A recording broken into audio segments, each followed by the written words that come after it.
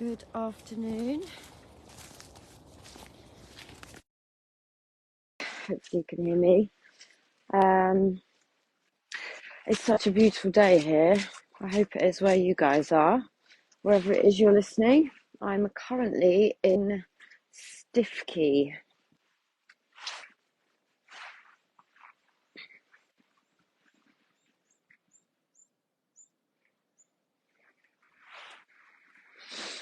Which is rather gorgeous. And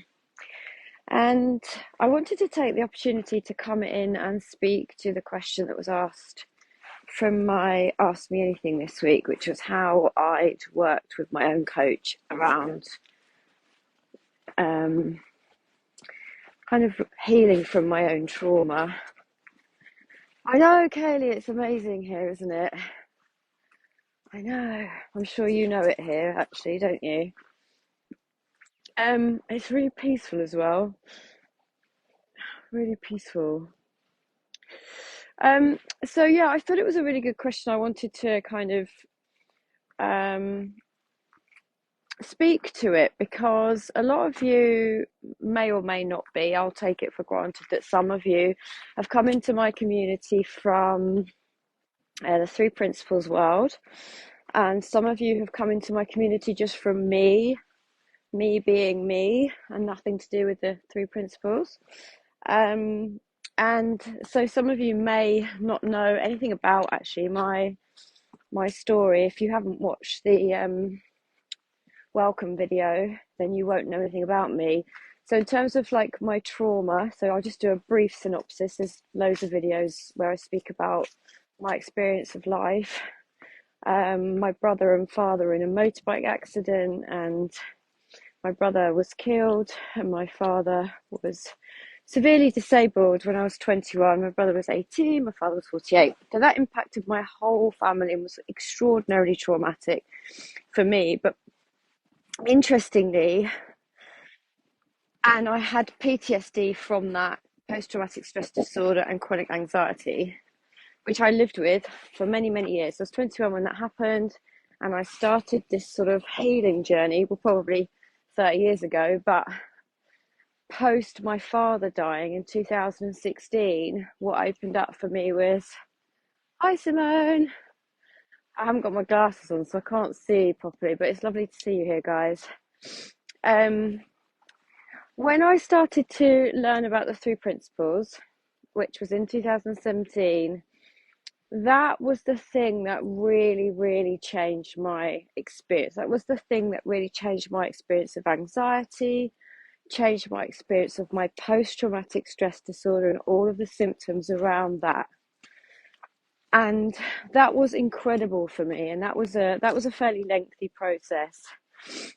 But what I realized in the work that I was doing, I was training to be a coach myself. I was already a counselor, an addiction specialist, so I've got many, many, many years of working with trauma, addictions, but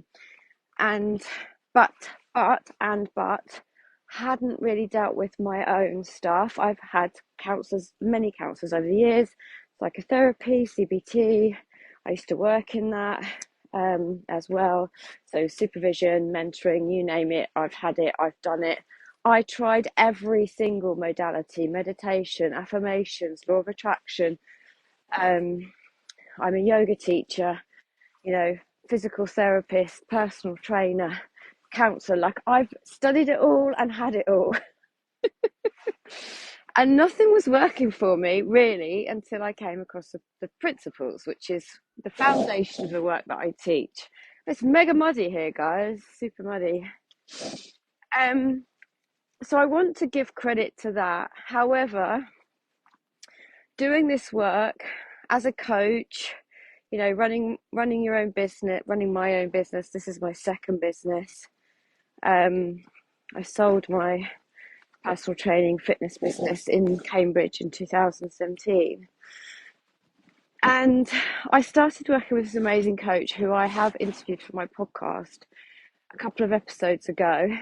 And I started working with him because although the principles, gave me an understanding of of how I was creating my life and my experience, and my anxiety lessened, and my PTSD was gone, literally gone.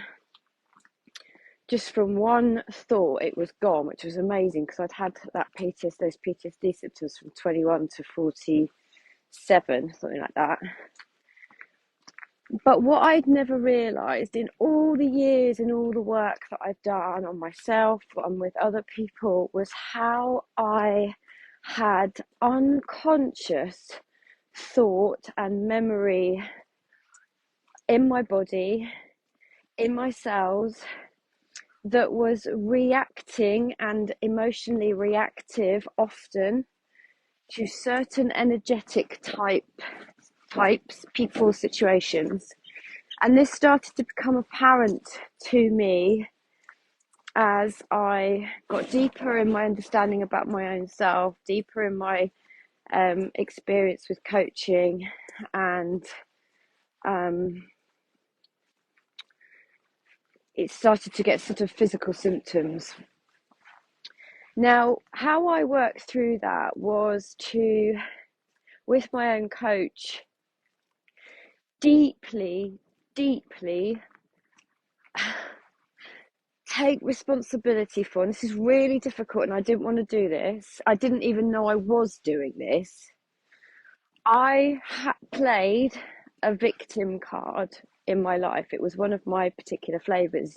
You know, poor me, my brother was dead. I mean, it's horrible what happened to me, and it's horrible what happens to a lot of people. Like, I'm not saying it isn't horrible, but I had it as a kind of, you know, this is my life, this is my story, this was unfair, my life's unfair.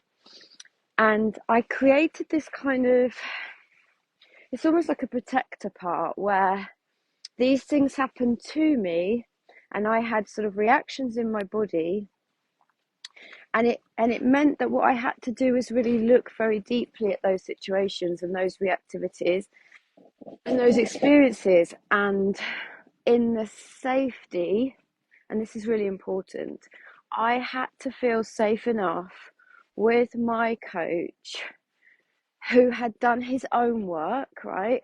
Because I've had therapists, coaches, the whole shebang in the past, who have not done this deep work. Oh, have you lost me? Kaylee, let me know if I've come back, because I'm kind of wandering around stiffkey. I was hoping I'd be all right here. I'm back. Okay, I shall try and walk around. I'll try and stay in this area. Where did you get to? I'll just repeat what I was saying, which was, you know, I'd had many coaches, many therapists in the past throughout the 30 years of my life that weren't connected to that place in them, that hadn't done this deep work for themselves.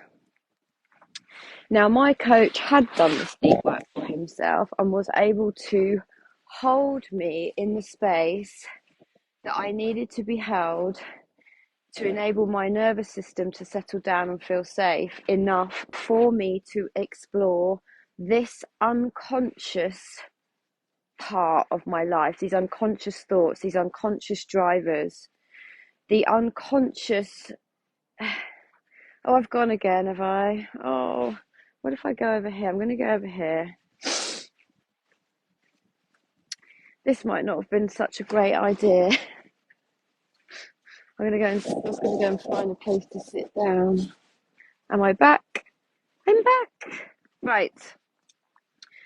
I'm just going to stay here and hold, and just literally going to stay here. This is my view. So I'm not going to move. What I learned is that my unconscious, the implicit memories, there's something called implicit memory, which you may or may not have heard. And these are memories that are stored in our body, in our system, that we actually forget. And we often react from that place to a current sort of present experience. So sometimes we might feel like we've reacted in an unusual way, or we've been told we're overreacting, and it's because we're reacting often from this place of trauma. And that was deeply humbling for me, because I was just unaware and I was unconscious of my reactivity and how I was creating all of my experiences through my thinking, and much of that was unconscious protector parts that was no longer serving me as an adult. And this is what I see in my work. There's all of these beautiful women in my community, many of which struggle in life, in their jobs, in their relationships, financially, and what they often have a foundational belief that they're broken anyway and they're not good enough. But once we kind of get through that piece, it's then looking at the layers of grief and trauma and sadness and life stories that dictate how people relate to themselves and their world. So that is the work that I did with my coach, and that is the work that I now do with my clients. And a lot of that is to do with energetics.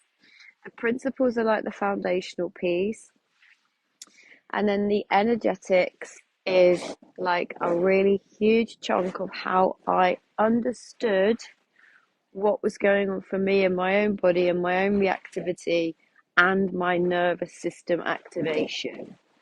Life presented me with many opportunities to see these things differently, and I used them as such.